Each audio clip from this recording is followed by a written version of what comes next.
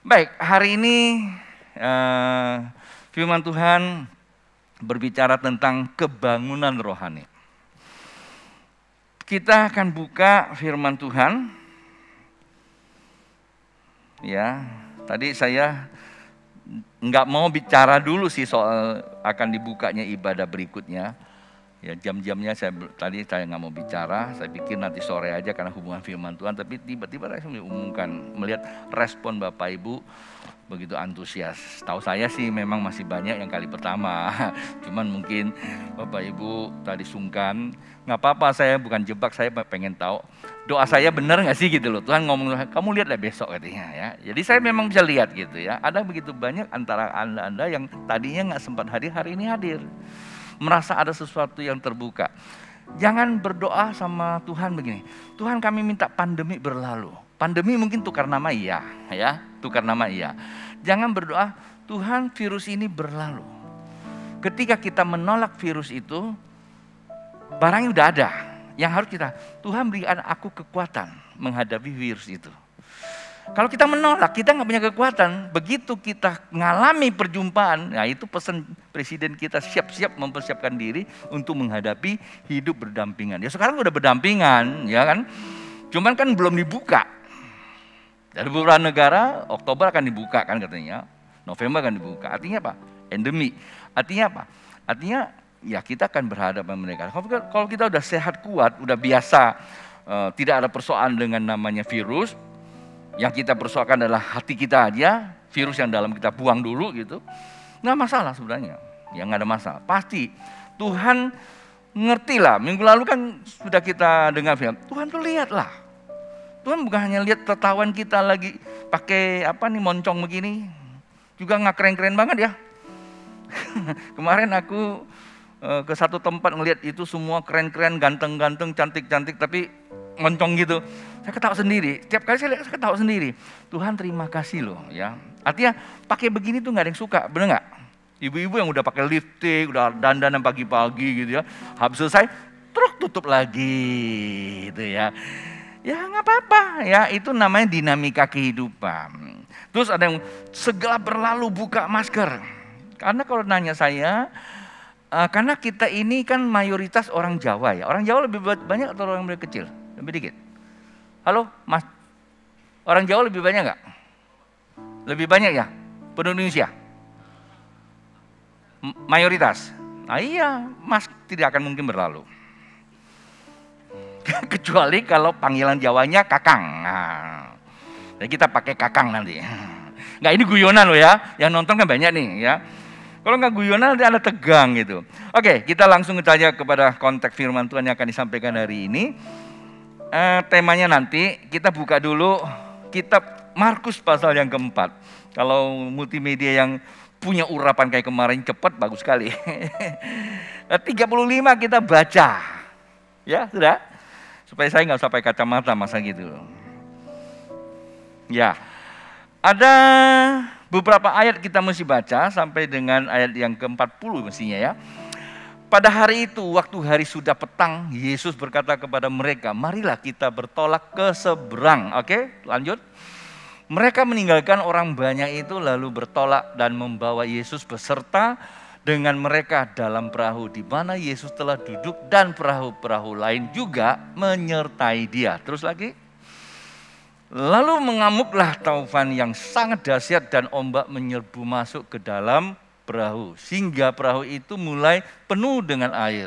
Terus, pada waktu itu Yesus sedang tidur di buritan di sebuah tilam, maka murid-muridnya membangunkan dia dan berkata kepadanya, Guru, engkau tidak pedulikah kalau kita binasa? Ia pun bangun menghardik angin itu dan berkata kepada danau itu, diam, tenanglah. Lalu angin itu reda dan danau itu menjadi teduh sekali.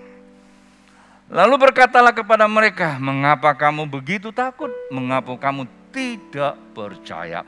Saya hanya baca sampai sini. Saya juga penggal tadi itu, kisah ini. Di rumah boleh baca semuanya. Saya mau temukan konteks apa yang Tuhan bicara sama saya pada hari Senin Selasa. Tidur Senin kan? Minggu saya minta Tuhan konfirmasi untuk ke depan Karena saya mau istirahat, saya tanya Tuhan dulu. Tuhan bilang, hari Selasa ya, Senin, berarti Senin malamnya Tuhan bicara sama saya ini. Jadi saya belum istirahat. Tuhan bilang jangan dulu. Ya, kalau saya istirahat nanti diserahkan selamanya repot lagi ya. Jadi mesti khotbah lagi gitu loh. Apa yang khotbah? Tuhan bicara ini gitu loh. Waktu saya bicara ini, saya menatap terus. Iya, ini kondisi sekarang kita sedang hadapi.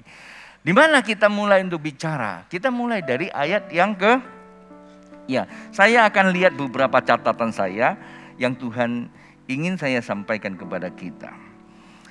Yaitu ada di dalam, ya, kita mulai menselidiki dulu di ayat 37 dan 38 dan 39. Coba diulang lagi ya, 37. Lalu mengamuklah taufan yang sangat dahsyat dan ombak menyerumu masuk ke dalam perahu. Perahu ini adalah media buat mereka menjalani kehidupan. Karena ini bicara konteksnya adalah perahu.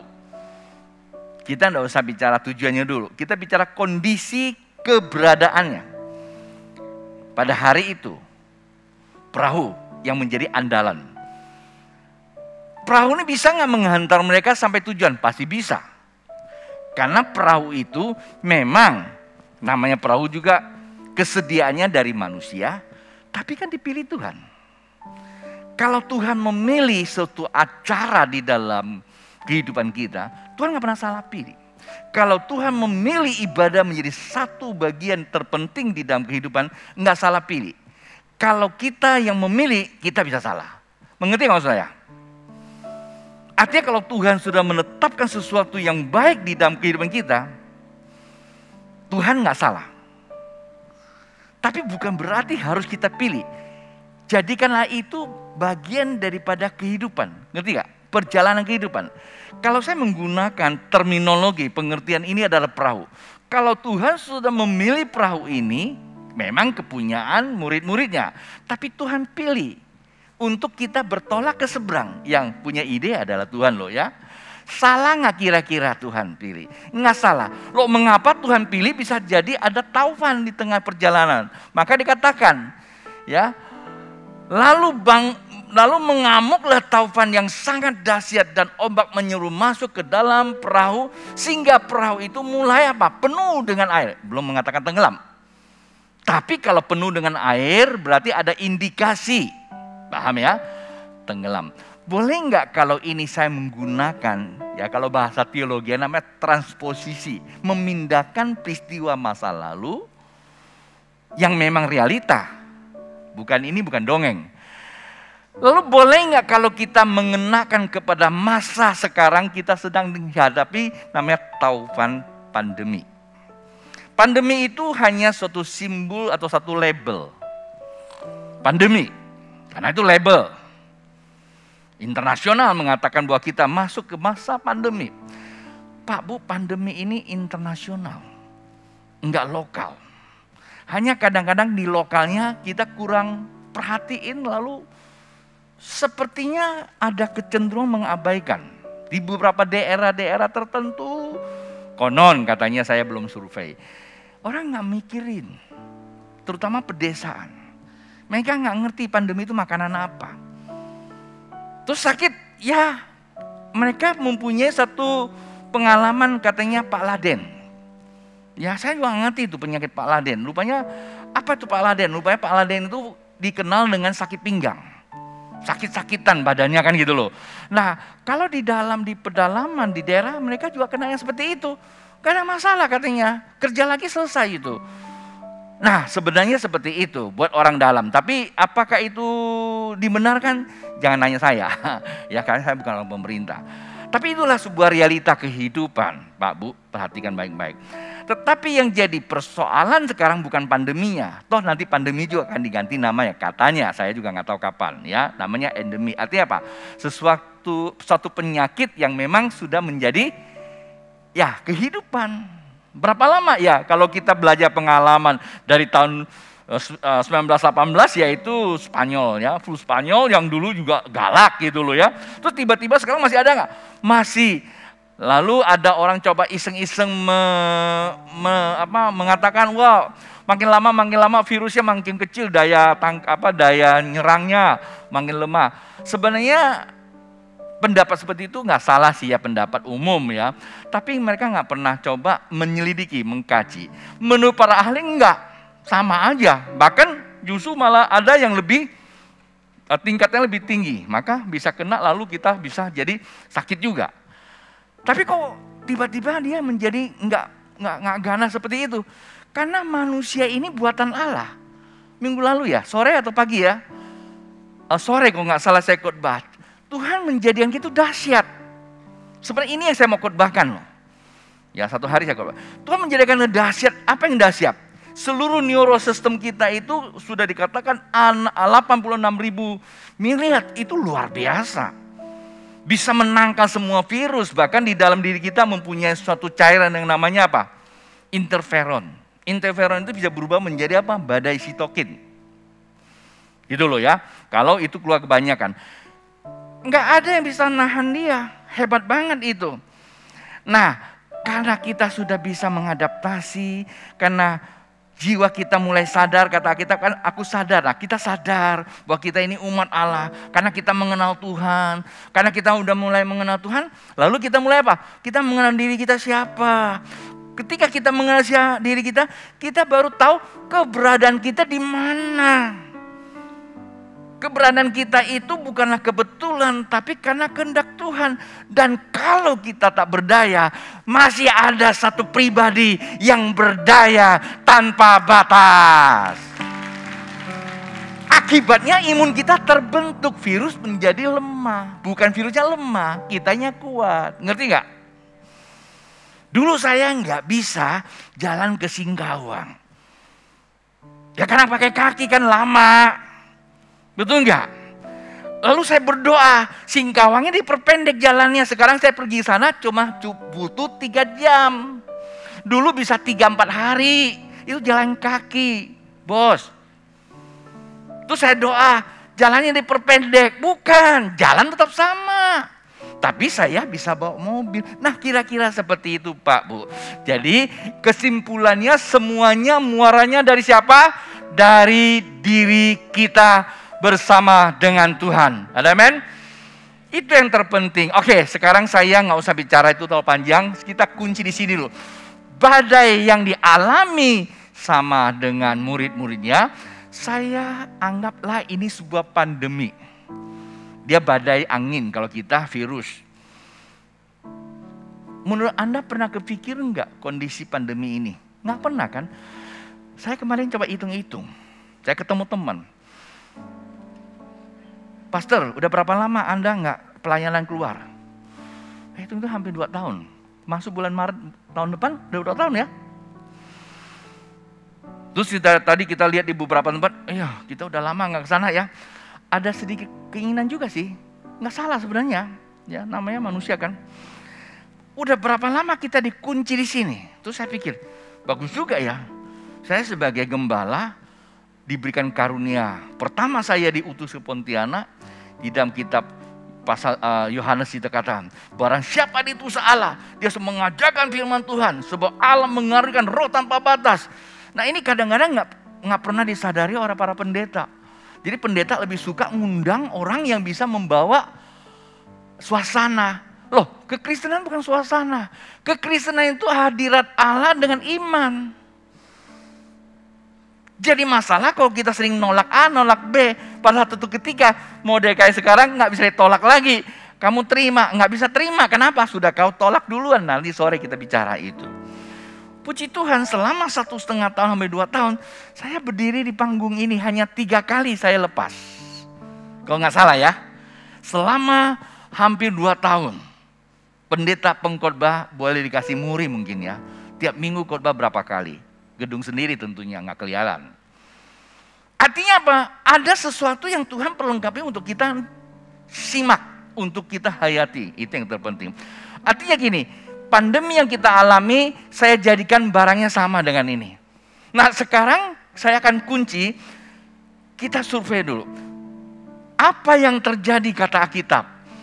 28-nya deh ya, kita baca dulu.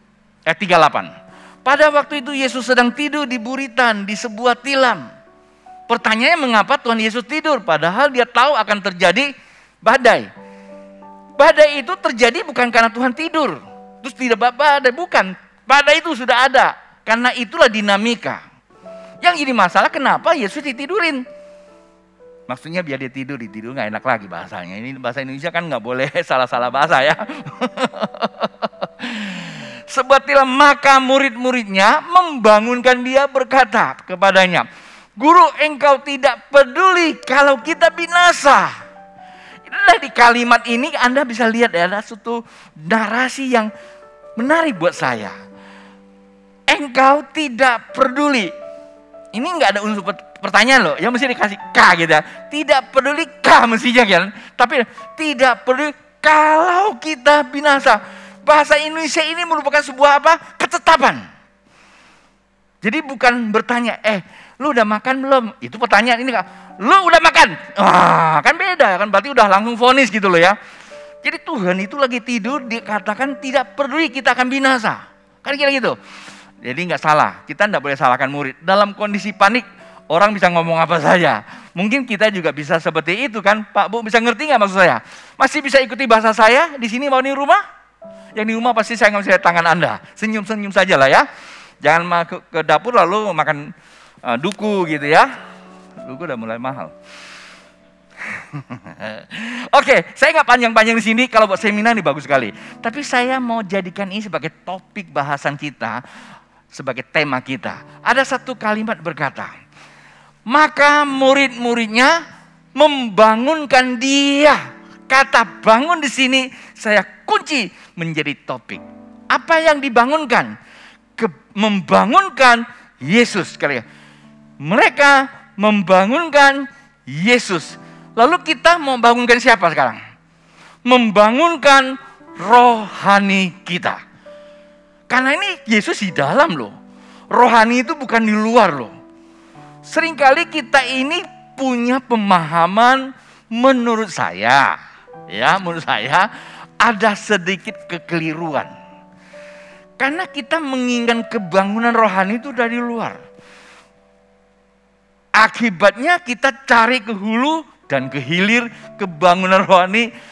Rohaninya nggak kebangun, maka jadi letih rohani. Kok bisa ngomong gitu, Pastor? Contoh, ada spanduk besar. Marilah kepadaku yang letih lesu, itu firman Tuhan. Bawalah yang sakit, bawalah yang lumpuh, bawalah yang buta, bawa macam-macam. Maka Yesus menyembuhkan, itu firman Tuhan. Kita semua bawa ke sana. Yang lumpuh pergi, pulang tetap lumpuh. Ya kan? Yang buta pergi, pulang tetap buta. Ada nggak yang celek? Ada tentu ya. Tetapi ketika ketemu orang yang ke sana punya ekspektasi tinggi, tidak mengalami, apa jadinya? Akan kecewa. Pak Bu, kekecewaan itu merupakan virus yang paling dahsyat penularannya. Dia akan ngomong kemana-mana. Akhirnya kekristenan tidak mempunyai sebuah cahaya penebar. Bukan kekristenan yang salah, tapi manusia yang buat masalah. Paham ya? Itulah sebabnya kebangunan rohani hari ini, Pak Bu, dengar baik-baik yang ada di sini maupun di rumah. Dengarkan, kebangunan rohani itu faktor dari dalam. Nanti saya akan ajak kita pelan-pelan langkah-langkahnya. Nah, sekarang saya berkunci dulu. Tema kita adalah kebangunan rohani. Sama-sama, kebangunan rohani. Kita butuh kebangunan rohani, Pak Bu. Pandemi ini sudah buat kita letih, lesu, lelah. Menjadi apa? Lebay. Ya Pak, ya. Akibatnya pandemi ini menjadi kambing hitam. Semua pandemi. Ekonomi masalah gara-gara pandemi. Kita nggak pernah berpikir di sini ada masalah. Karena kamu takut, rasionalitas kamu nggak bekerja secara baik karena nggak punya nalar yang cukup. kemarin minggu yang saya khotbah ya. Sehingga nalar kamu tidak bisa bekerja, hanya berpusat kepada antroposentris. Tahu antroposentris itu apa? Makanan bakwan yang dicampur sama toge loh. Antroposentris itu berpusatkan kepada kemanusiaan yang bisa dipikir oleh manusia. Hei, dengarkan baik-baik Pak, bahwa memang manusia diciptakan Allah untuk berpikir, itu ya, tidak salah. Tetapi manusia tidak boleh sekedar berpikir cara manusia. Ini ada masalah enggak bahasa saya? Karena firman Tuhan kata, hendaklah engkau menempatkan pikiran dan perasaan Allah dalam dirimu. Kita ini anak Tuhan. Kita bukan sekedar beragama, tapi kita hidup di dalam kehidupan yang baru. Artinya kita punya koneksivitas kepada sorga.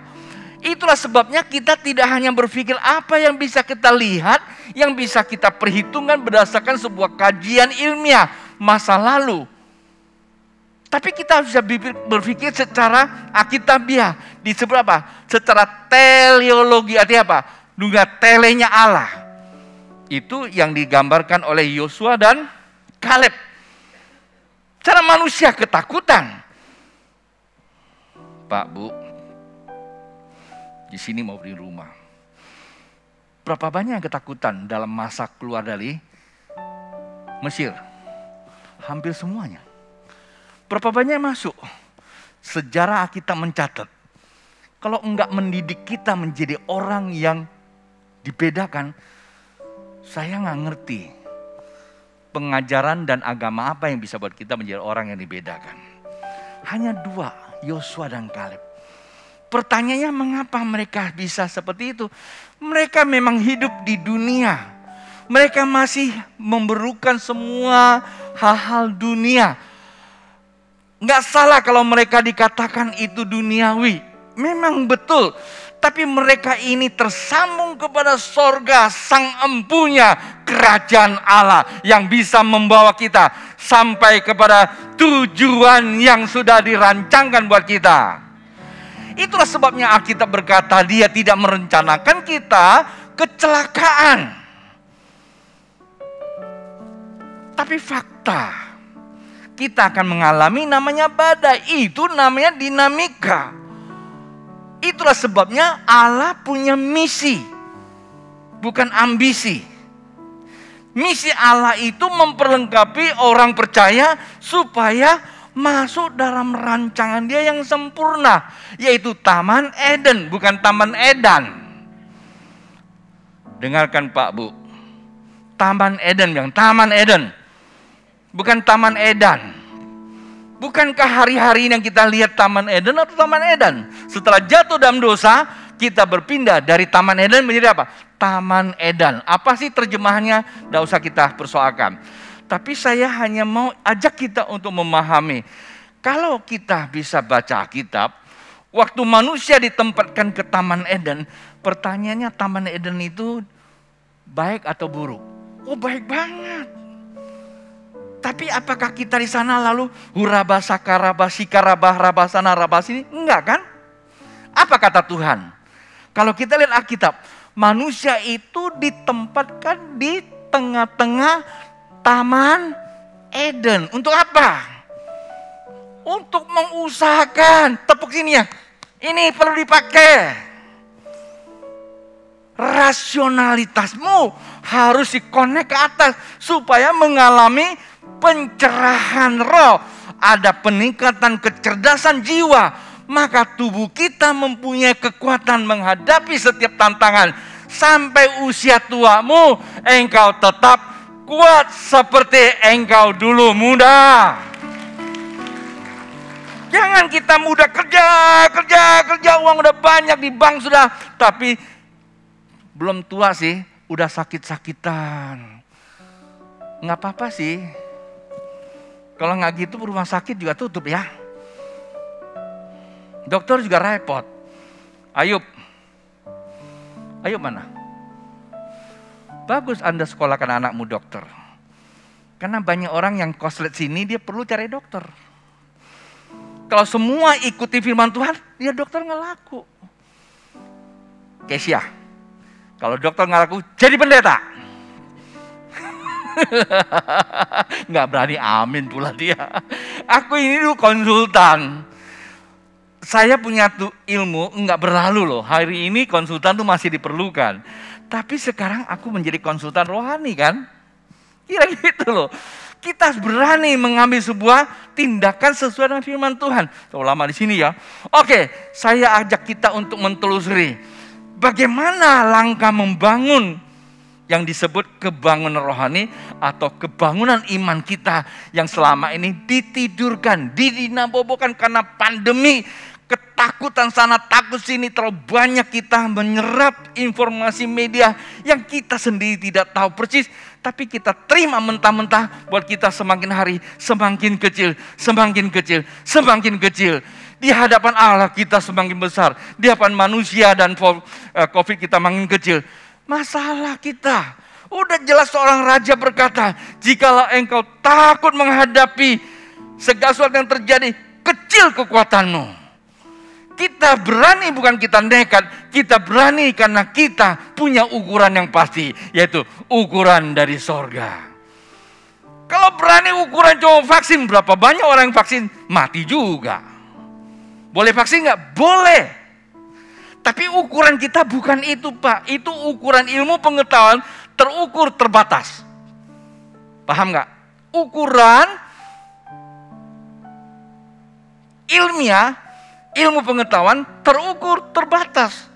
Tapi kalau ukuran dengan iman, terukur tidak terbatas. Kita udah ukur lagi, masih ada lagi. Ya kan? Udah 2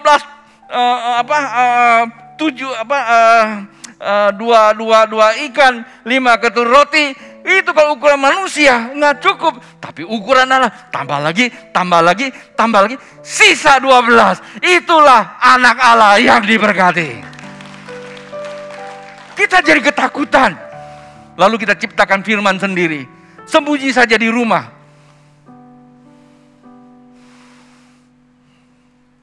Ini pastor lagi khotbah atau lagi marah? Enggak, lagi nasihati. Oke, kita cek ya. Ini waktu saya mau selesaikan. Kemarin kan saya bilang, waktu kan kita yang tetapkan. Yang pertama Pak Bu, yang pertama kita mau lihat beberapa hal yang harus jadikan itu sebagai patokan. Saya mencatat. Yang pertama itu ada di ayat yang ke-35. 35 buka dulu ya. Pada hari itu waktu hari sudah petang, perhatikan baik-baik. Firman Tuhan berkata, Yesus berkata kepada mereka, marilah kita bertolak ke seberang. Oke ya. Alkitab kata apa? Yesus yang berkata kepada mereka, mari. Yang ngajak siapa? Yesus yang mengajak. Jadi ini proyeknya siapa? Proyeknya Yesus. Ini tujuan siapa? Tujuan Yesus. Yesus bawa bekal enggak? Bawa kompas enggak? Bawa GPS enggak? Semua bawa. Ya, sampai tempes juga dibawa. Kan mesti pakai, zaman dulu kan pakai apa? Onta kan? Kemarin semua kisah pakai tempes enggak? Pakai onta katanya, takut muncret katanya. Pakai ya. Kalau salah suka dibawa yang tebal itu. Karena disodok-sodok katanya. Ah, itu guyonan aja ya. Oke, 36. Mereka meninggalkan orang banyak itu. Perhatikan ya, kalau tadi Yesus punya ide, mereka tinggalkan orang banyak itu lalu bertolak dan membawa siapa? Mau siapa? Membawa Yesus beserta dengan mereka dalam perahu di mana Yesus telah duduk, dan perahu-perahu lain juga menyertai. Pertama, di sini kalau kita lihat ya, 35, Yesus punya ide dan punya tujuan. Yesus sudah menyediakan fasilitas perjalanan. Tetapi begitu mereka menerima panggilan, artinya apa? Menerima kasih karunia. Itu namanya oleh karena kasih karunia Tuhan panggil. Setiap kita jarang Kristen siapa yang punya ide? Oh, karena saya pengen ke gereja ketemu pacar, saya jarang Kristen. Hei, sombong. Pasti ada pekerjaan Roh Kudus membawa Anda ketemu pacar di situ. Wah, karena saya sakit kepala, terus saya lagi jalan ketemu teman bawa saya ke gereja, didoakan sembuh, jadi jalan Kristen. Karena saya jalan Kristen karena sakit kepala. Sombong itu. Kau bisa ketemu di gereja, bisa disembuhkan karena pekerjaan Roh Kudus. Itu semua hanya media. Oh, saya ketemu pendeta dari Surabaya, pendeta dari Amerika, khotbahnya berapi-api. Saya diajak, lalu saya datang, khotbahnya langsung menggigit hati saya. Hilang sekepeng. Lalu saya jadi orang Kristen karena si pendeta itu. Bukan. Walaupun semua itu tidak kita haramkan, tetapi yang benar adalah pekerjaan Roh Kudus. Kalau kita cuma hanya bergantung kepada satu sosok pribadi, siap-siap kita akan kecewa. Namanya juga manusia. Karena Tuhan tidak berjanji menciptakan alam semesta ini selalu baik. Ada kalanya tidak baik. Yang Tuhan ciptakan adalah bagaimana kamu mengerti keadaan. Itu yang terpenting. Oke? Mengerti bahasa saya? Jadi persoalannya kenapa? Persoalan mereka mendapatkan kasih karunia untuk menjalankan perjalanan yang baru. Kalau saya menggunakan bahasa kekinian, kita semua menerima kasih karunia menjadi orang Kristen. Kita sudah diberkati karena sudah menjadi orang Kristen. Karena kekristenan itu bukan kue lemper dibuat besok bisa ganti model. Kekristenan itu ada sebuah pertaruhan. Maka dikatakan korban grafirat di atas kayu salib. Itu pertaruhan antara Yesus dengan keadaan. Pernah gak baca di kitab tentang Getsemani? Itu sebuah pergumulan kan? Coba kalau Yesus itu saya gak mau. Karena saya tahu di salib itu sakit. Yang bergumul siapa? Kemanusiaan Yesusnya. Dia harus menghadapi sebuah realita. Dia akan mengalami penderitaan yang luar biasa. Pertama, dia pikul dosa dunia ini. Kedua, mati di atas kayu salib. Itu pertaruhan. Hari ini Bapak Ibu bisa mengatakan Kristen. Aku orang Kristen. Kita bukan Kristen agama. Kita ini adalah kehidupan baru di dalam Yesus. Haleluya. Bisa dimengerti nggak Pak Bu yang di sini bawa di rumah? Harganya mahal. Nggak mungkin kamu bisa beli. Walaupun dapatnya sederhana. Cuma hanya mengaku 2 kalimat syahadat. Yesus adalah Mesias, anak Allah hidup. Langsung mati masuk surga. Bayangkan aja. Nggak perlu PCR. Nggak perlu anggota kartu vaksin kalau masuk surga. Masuk mall perlu. Itu di Jakarta. Tapi saya mau ajak kita untuk merenungkan baik-baik Pak Bu. Perhatikan baik-baik. Ya. Bahwa karena kasih karunia diberikan kepada kita, seharusnya kita menghargai pekerjaan Tuhan. Tetapi mereka malah sebaliknya, dapat kasih karunia berpindah kepada kasih isunya. Tadi Tuhan yang panggil harus yang ngikuti Tuhan. Tapi sekarang enggak, bahwa Tuhan ikuti saya Tuhan. Saya mau tender Tuhan. Saya sudah bikin 3 penawaran. Tuhan ikut di situ dalam nama Yesus.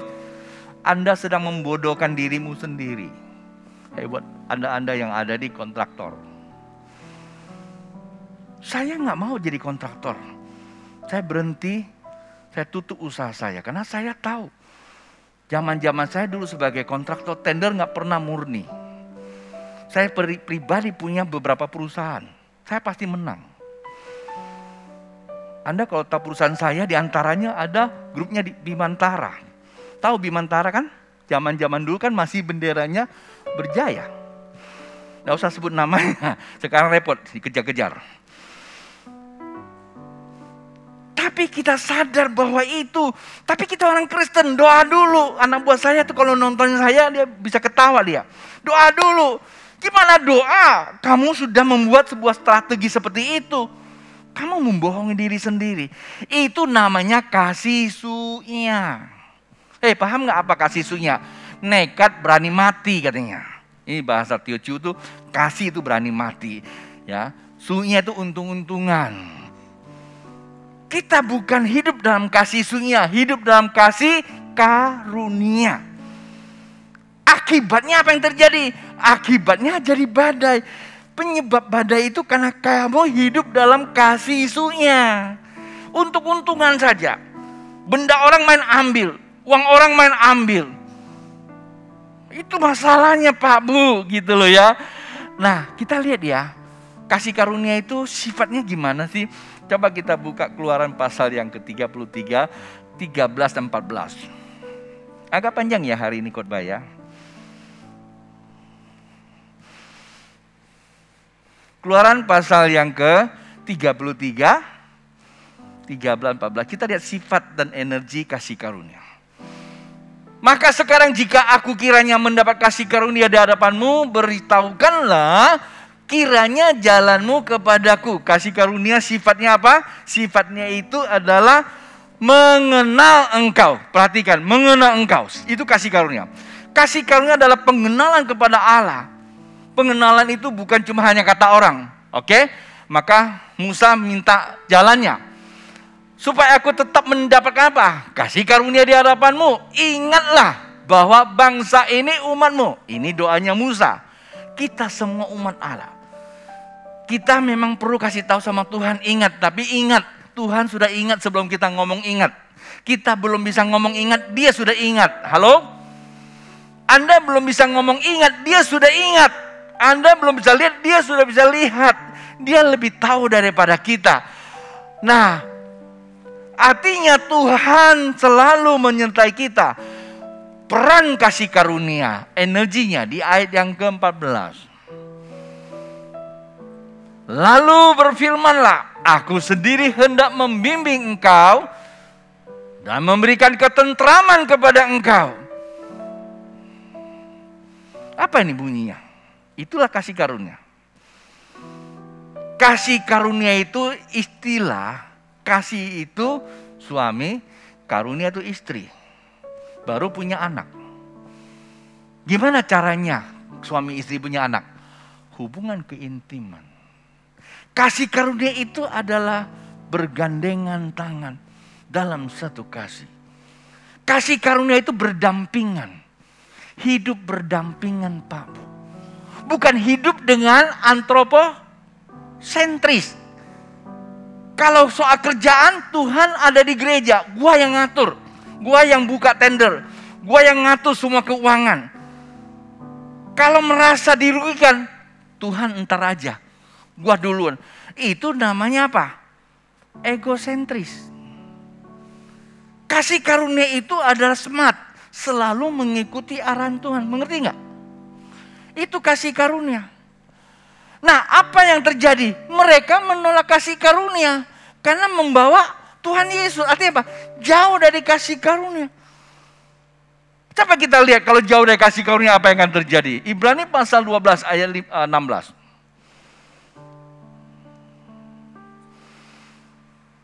Halo? Ibrani pasal 12. Janganlah ada orang menjadi cabul atau mempunyai nafsu rendah. Seperti Esau yang menjual hak kesulungannya.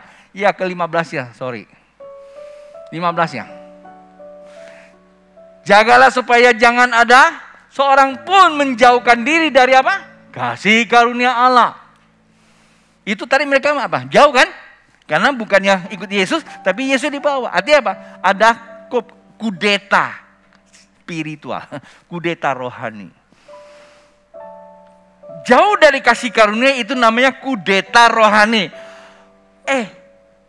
Kitab Ibrani itu mengingatkan pada kita loh. Kalau jauh dari kasih karunia, kita kudeta rohani agar jangan tumbuh apa? Akar pahit.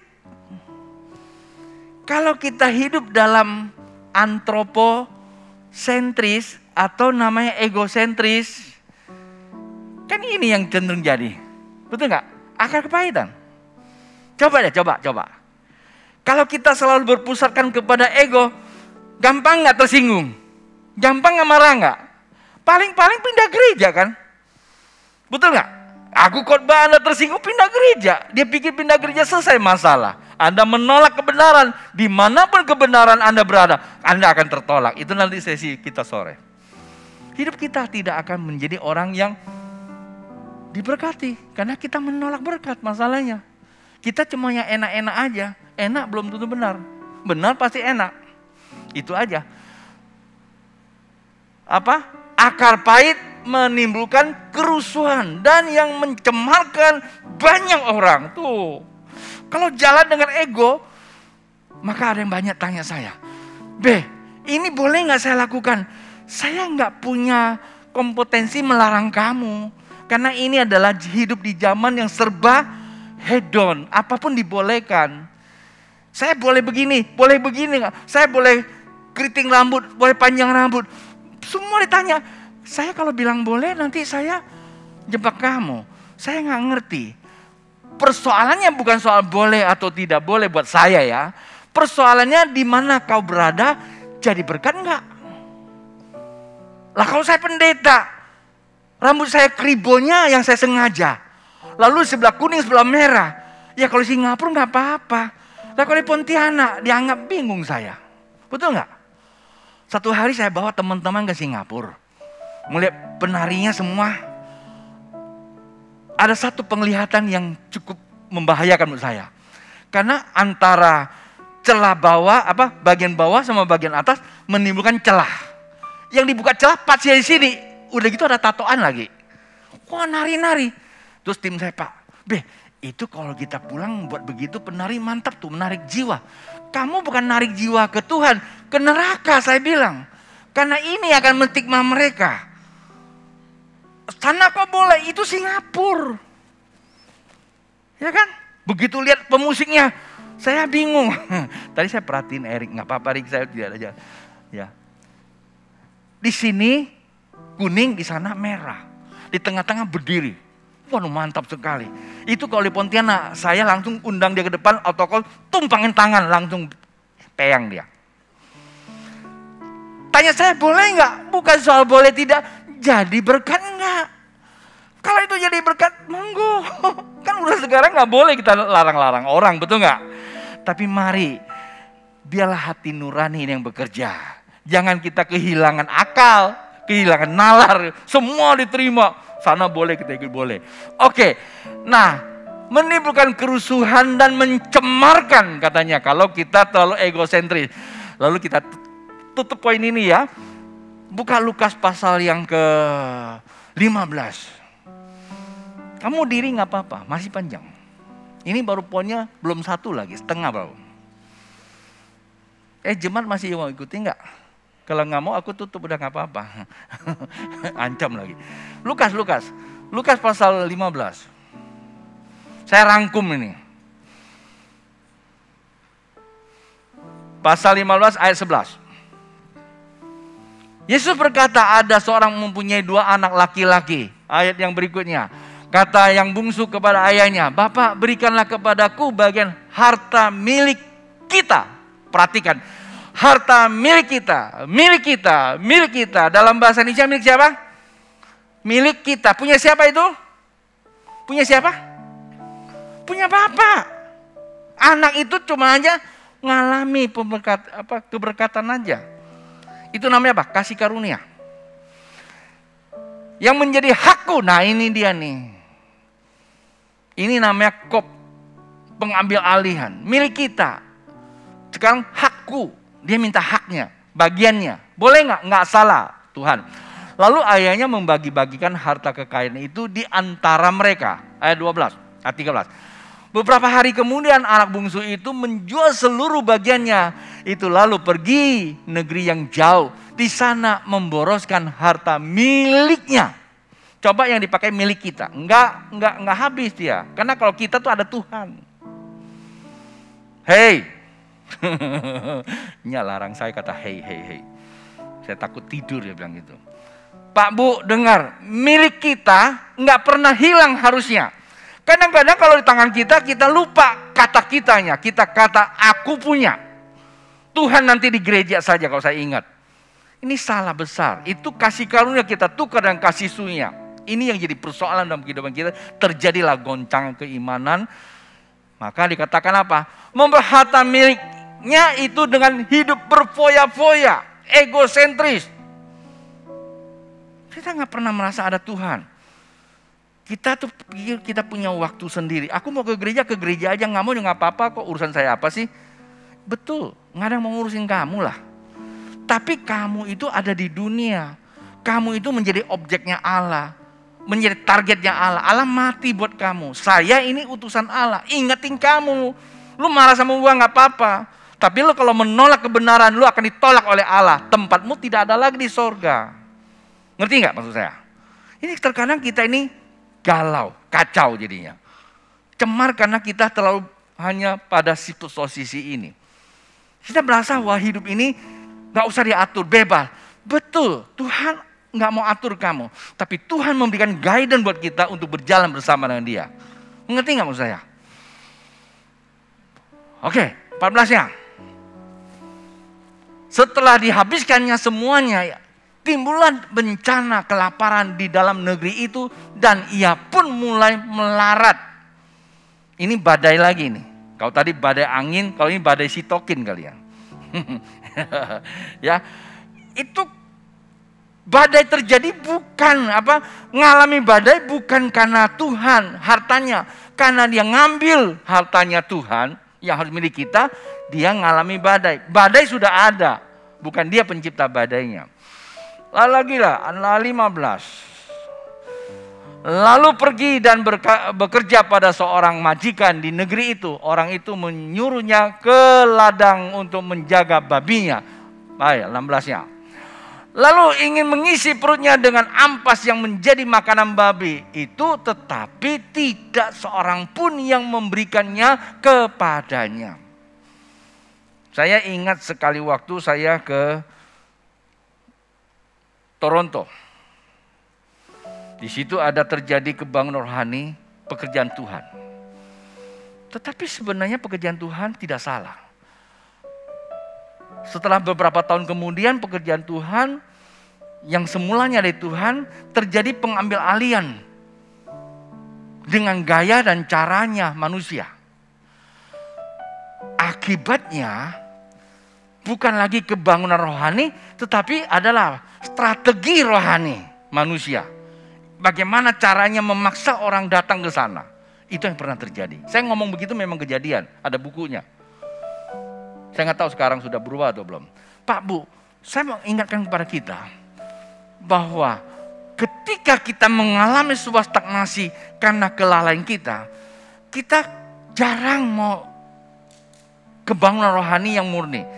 Kita menghalalkan segala cara. Seperti ini. Begitu dia mengalami stagnasi dalam kehidupan, dia menghalalkan segala cara memenuhi kehidupannya. Sampai ampas babi pun dia coba mau makan. Tapi sia-sia belaka. Berapa banyak di antara kita, ketika kita dalam menjalani kehidupan ini gagal untuk menjalankan kebenaran, lalu timbul masalah, kita gak pernah mau koreksi diri, tapi kita lebih banyak menyalahkan orang lain. Akibatnya kita gak mempunyai nalar yang cukup benar. Kita menghalalkan semua cara untuk coba kembali lagi eksis. Gak pernah eksis, mengerti gak? Baik usaha, rumah tangga, pelayanan, semua sama. Harusnya apa? Harusnya kasih karunia yang telah Tuhan, kata kasih karunia itu adalah anugerah Allah. Kenapa terjadi? Karena kita mengambil alih jauh dari kasih karunia. Seperti anak ini. Lalu pada akhirnya kita harus mengembalikan kasih karunia untuk menjadi sebuah kebangunan rohani. Ayat 17. 17-nya. Lalu ia menyadari keadaannya. Itu yang poin pertama. Menyadari keadaan kita. Pandemi tidak akan berlalu. Virus gak pernah. Sadari keadaanmu. Ada di mana posisinya? Ketakutan, egosentris, lalu mulai mencari alasan. Atau memang kamu berkata, Tuhan, Pandemi iya nggak apa-apa. Tapi saya berjalan sama Tuhan, saya akan jadi pemenang. Karena itu Tuhan sudah janjikan buat saya untuk merebut kemenangan. Kan itu. Sadar. Pak Bu yang di sini mau di rumah. Sudahkah engkau sadar dengan keadaanmu? Yang semakin hari semakin terpuruk. Rumah tangga, pekerjaan, bahkan informasi terakhir saya terima di beberapa negara banyak yang bunuh diri. Itu karena stres. Saya nggak tahu Indonesia. Ini nggak pernah didata. Orang gila di jalan banyak yang muncul. Saya lihat itu orang gilanya nggak lama punya, baru-baru aja. Kasihan saya ajaknya dia tuh orang senyum sendiri, dia nangis atau senyum saya nggak tahu lah saya bilang. Kalau mau tanya aja. Saya punya hati gini. Saya doa Tuhan, adakah di antara gereja kita yang punya hati untuk lain mereka? Kenapa? Karena timbul stres. Sadar keadaanmu. Ketika sadar, apa yang dikatakan? Katanya, betapa banyaknya orang upahan Bapakku yang berlimpah-limpah makanannya, tetapi aku di sini mati kelaparan. Ingat, sadar, urapanmu. Ya, saya ngomong tongkat kapan ya? Itu kapak yang tenggelam. Sadar, kamu sudah pakai kapak lama, kamu nggak pernah gosok kapaknya. Itu nggak tajam. Waktu kamu potong kayu, maka kapak itu jatuh. Sadar. Kamu sudah menggunakan waktunya Tuhan begitu banyak untuk kamu berleha-leha. Menggunakan uang Tuhan berleha. Sadar. Menggunakan kesehatan Tuhan. Begitu happy dengan kamu punya gaya. Sadar kalau hari ini ada apa-apa. Paham Pak Bu? Kayaknya makin naik ya.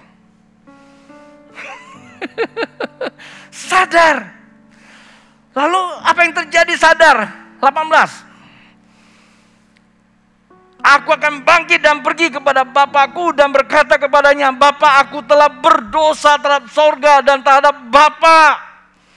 Sadar, aku telah diurapi menjadi orang Kristen setelah ada hari ini. Gereja saya udah besar, pekerjaan saya udah bagus, musik saya indah, usaha saya maju. Tapi hari ini saya terpuruk. Sadar bahwa engkau telah mencuri kemuliaan Tuhan. Engkau keluar dari kasih karunia. Dan Bapak kita bukanlah Bapak hakim yang lalim, lalu siap dengan tinjunya dia tonjok. Enggak, tapi ayat 19 berkata begini. Aku tidak layak lagi disebut anak Bapa, jadikanlah aku sebagai salah seorang upahan Bapa. 20-nya berkata, maka bangkitlah dan pergilah kepada Bapa. Dia bukan cuma mengaku, ketika ia masih jauh, yang disebut ayah atau bapa telah melihat dari kapan? Dari waktu kamu keluar dari kasih karunia, Bapak itu melihat. Oh, happy, kenapa kamu lari? Roy, kenapa kamu lari? Oh, Harry, asal itu dipanggil tuh sama Bapak. Hei jemaat Tuhan, apapun yang kau alami, Tuhan lihat. Dengar, bukan tangan Tuhan tidak cukup panjang menjamamu. Bukan telinganya tidak jeli mendengar seruanmu. Tapi dosamu yang menghalangi Bapa. Tetapi aku mau pastikan Bapa memeluk orang yang menyadari keadaannya. Tidak mencari kambing hitam. Sebab domba sudah disembelih. Tuhan peluk kamu. Hai jemaat Tuhan yang saya kasihi, di sini di rumah, hati Tuhan selalu terbuka. Dia ingin memeluk kita. Dia ingin memeluk kamu. Kamu gak perlu banyak bicara. Begitu dia peluk, terjadilah impartasi. Saya tutup dengan kalimat yang terakhir. Itu yang saya katakan, langkah kebangunan hari. Sadar, berbalik kepada Tuhan. Yang pertama. Lalu yang kedua, buka di Markus pasal 4 tadi, ayat 40. Apa sih yang membuat kita menjadi galau, kacau? Di Markus pasal 4. Ya. Lalu ia berkata kepada mereka, ini Tuhan Yesus buka loh filenya. Tuhan Yesus berkata begini. Lalu berkatalah kepada mereka, mengapa kamu begitu takut? Mengapa kamu tidak percaya? Itu yang terakhir. Mengapa kamu takut katanya? Ketakutan kita kepada Tuhan membuat kita jadi sok tahu kita menggunakan kemampuan kita. 10 tahun saya di Pontianak. Saya pikir saya punya ilmu bisa saya membawa jiwa kepada Tuhan. Hasilnya nol besar. Ilmu pengetahuan saya bagus, kata Tuhan. Tapi bukanlah kebenaran. Yang benar adalah saya sertamu. Itu kasih karunia. Kenapa kita bisa jauh dari kasih karunia? Karena kita takut. Saya ambil sebuah contoh. Anak saya yang kecil, karena sering ke mana-mana sama saya, Yusa. Dari kecil dia ikuti saya, sampai dia remaja dia belajar mobil. Dia belajar mobil bukan di tengah jalan, dia belajar benar-benaran. Dia bisa bawa mobil. Ketika saya mau keluar kota, keluar ke mana-mana, kira-kira Anda saya mau kasih dia bawa enggak? Enggak. Dia bilang, Pak aku yang bawa. Enggak lah, Papa yang bawa. Kenapa? Aku gak percaya kemampuan dia. Kalau aku gak percaya kemampuan dia, aku takut. Kalau ada apa-apa, kan gitu. Maka aku bawa sendiri. Sampai sekarang aku enjoy kalau dia bawa mobil, waktu dia diuji sama namanya forerunner.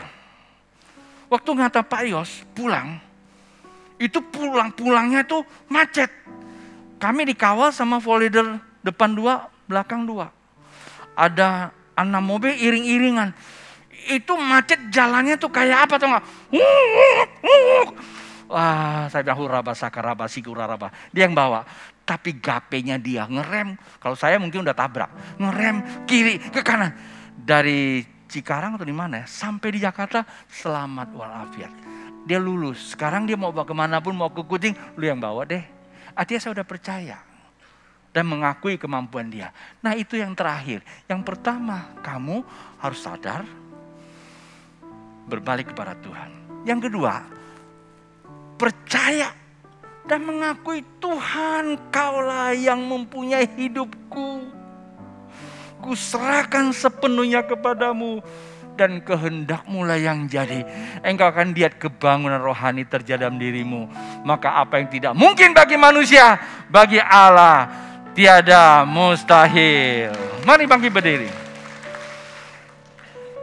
Buat Anda yang di rumah, kita sama-sama datang kepada Tuhan. Sesuai dengan khotbah saya tadi. Bencana itu dinamika. Nggak usah kita risaukan. Badai itu dinamika. Nggak usah risaukan. Mungkin hari ini Anda kondisi tidak baik. Itu dinamika. Tapi kok kita ngalami? Ya itu namanya apa? Goncang kehidupan. Persoalannya bukan Anda ngalami terpuruk. Ketika kita bisa terpuruk adalah karena kita tidak bisa mengendalikan hidup kita. Karena kita mau mengambil alih. Kita serahkan kepada Tuhan. Pakai konsepnya Tuhan untuk kita mengendalikan hidup ini. Jadi yang pertama, sadar, kembali kepada Bapa. Panggil Bapa. Saya tiap pagi datang kepada Bapa. Saya gunakan istilah meditasi keilahian Allah. Melihat kehendak Allah. Itu aja. Kita ngomong sama dia. Bapa nguatkan kita. Roh jiwa tubuh kita selalu disehatkan oleh Tuhan. Supaya kita menghadapi tantangan. Kita tidak jadi galau lalu kacau. Tapi kita menjadi orang yang gau dan sukses. Kata Tionghoa itu gau itu pinter. Pinter dan kuat. Mari buka rotinya. Saya berharap apa yang saya sampaikan hari ini bisa mencerahkan Bapak Ibu di sini maupun di rumah. Lalu firman Tuhan itu bisa mengajak Bapak Ibu untuk menyadari keadaan, dan menjadi tuntunan ilahi, berbalik kepada Bapa di sorga. Kalau kemarin menyalahkan kiri dan ke kanan, udahlah, selesaikan dulu, tidak usah terlalu menyalahkan. Tuhan, aku bersalah, kata anak itu. Aku telah berdosa kepada sorga. Aku telah mengambil alih kasih karunia. Jadikanlah aku sebagai hamba-Mu. Itu pengakuan anak yang terhilang. Tapi Tuhan tidak pernah menghilangkan pengurapannya. Alkitab kata Tuhan mengembalikan pengurapan status sebagai anak, pewaris kerajaan. Di sini bawa di rumah. Niscaya kalau engkau yang sakit hari ini nggak kunjung sembuh, saat ini juga ada kesembuhan. Niscayalah. Kalau engkau punya masalah keluarga, suami atau istri, masalah dengan anak-anak, ketika engkau lakukan apa yang sudah firman Tuhan katakan, percayalah, engkau akan lihat cahaya kemuliaan Tuhan mulai bersinar dalam hidupmu. Usaha pekerjaan mungkin Anda sudah merasakan semakin hari kok semakin terpuruk. Ketika engkau menyadari keadaanmu, engkau kembali kepada Bapa, percaya dan mengakui, tiba-tiba ada pencerahan. Lalu cerdas. Barangkali kamu tidak lagi harus bekerja seperti itu. Istilah orang banting setir, bisa terjadi. Kita punya seorang sahabat dulu produksi kaset terkenal di dunia. Dan sekarang menjadi pengusaha farm.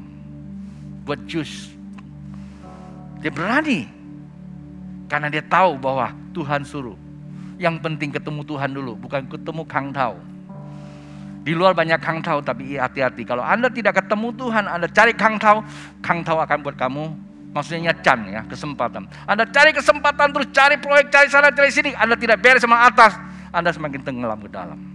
Bahkan neraka semakin terbuka buat Anda. Seorang sahabat saya berkata, bro, aku ngeri loh. Kematian sewaktu-waktu datang, dia bilang. Karena berapa sahabatnya tiba-tiba diberitakan sudah pergi. Maka dia tiap jam dia tidak mau keluar dari kebenaran. Dia bereskan semua. Bukan dia takut tidak kaya. Dia takut kalau mati bawa dosa. Neraka tempatnya. Anak cucu tanggungannya. Hari ini saya bukan nakuti, tapi saya nasihatkan. Mari ke atas. Bapak, aku dah berdosa. Tuhan akan mengurapi Anda. Tuhan akan mengurapi Anda. Tuhan mengurapi kita semua di sini, di rumah, semua. Tanpa kecuali. Kalau saya salah berbicara, Tuhan gak pernah salah mengurapinya. Mari kita datang kepada Tuhan. Alkitab berkata, inilah tubuhku yang datang dari surga. Di mana nenek moyang kita makan, katanya. Itu adalah mana dari surga. Tapi aku ini ada kegenapan sebagaimana yang pernah dimakan oleh bangsa Israel, yaitu tubuhku. Waktu dia angkat roti ini, dia berkata, inilah tubuhku. Ketika kita angkat roti, inilah tubuh Tuhan. Makanlah. Barang siapa yang makan tubuhku, ia memiliki hidupku dan memiliki kehidupan yang kekal.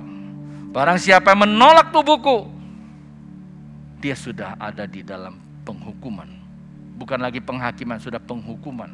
Hari ini kita datang di hadapan Tuhan, bukan karena kita inginkan apa yang kita inginkan, tapi kita ingin dilayakkan oleh Tuhan masuk di dalam persekutuan tubuhnya sendiri. Sebagai tubuh Kristus, sebagai jemaat anak sulung Allah. Dimanapun Anda berada, ketika Anda mempercayakan diri kepada Dia, maka Dia turut bekerja dalam hidupmu. Angkat ini tinggi-tinggi, katakan, Tuhan Yesus, aku terima tubuhmu. Ketika aku makan, aku memiliki hidupmu, hidup yang baru, hidup kekekalan.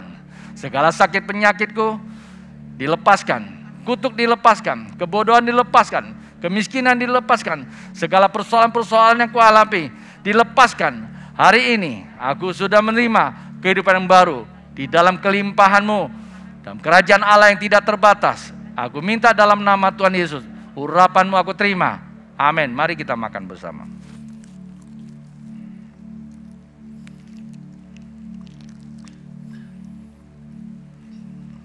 Angkat cawan ini. Alkitab berkata, inilah darahku, darah perjanjian baru yang menghapuskan dosa. Bilang sama Tuhan, Tuhan Yesus, inilah darah-Mu yang aku terima, menghapuskan dosaku, menyucikan, membenarkan, dan memuliakan aku Di dalam nama Yesus, mari kita minum. Dari hati yang dalam Pak Bu, yang hadir sini maupun di rumah, ucap syukurlah kepada Allah. Sampai tanganmu terangkat, saya akan memberkati Anda. Bapa di sorga, setiap mereka yang datang kepadamu, menyadari keadaan mereka, dan berbalik kepada Tuhan, mengaku dosa-dosa mereka, dan menjadikan Tuhan ada juru selamat di dalam kehidupan mereka. Dan hari ini hamba berdoa, turunkanlah urapanmu sesuai janji firman-Mu, urapanmu atas setiap mereka. Terjadi kebangunan rohani, yaitu keimanan mereka. Dan mereka lihat masalah bukan lagi jadi masalah.